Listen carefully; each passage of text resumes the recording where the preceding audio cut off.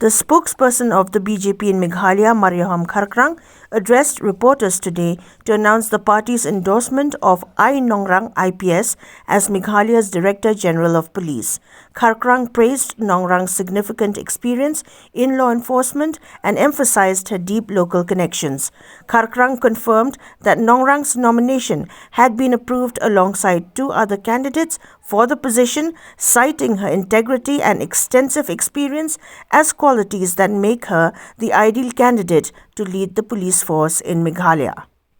Kaliang jong state BJP nila kuat ni kundu Chief Minister Honorable Chief Minister la kam katuk ani singi tamangi kami olat marbum dan post station but ke jing kundu ya kalau man ai si ga city no state president Shao Chief Minister ban kerpat yu ban consider ban wara ya I kong ida si Nongrang kum ke DGP ke thamai nam ta state ke jungi ni dan bon ki daw bale bingi kwa in one me even head ke police force jungi but niki likely ki kerteng ki baga UPSC kala approve ni sngo but she'll be the best candidate man lead ke police force ke jongi kawai kade ka ba mena kade ide local officer ni and she has enough of experience mdai tang ni post state jongru ila serve support eastern range ila serve western range kata ila don po IB intelligence bureau for Delhi and state police ka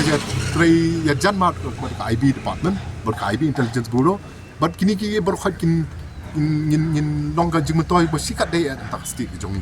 but idai and one of the most important thing is she is an upright, very upright police officer nama he personally like try now he namar swa the last swa bandra DG menta ka kerteng ji ka khamdon ko number 5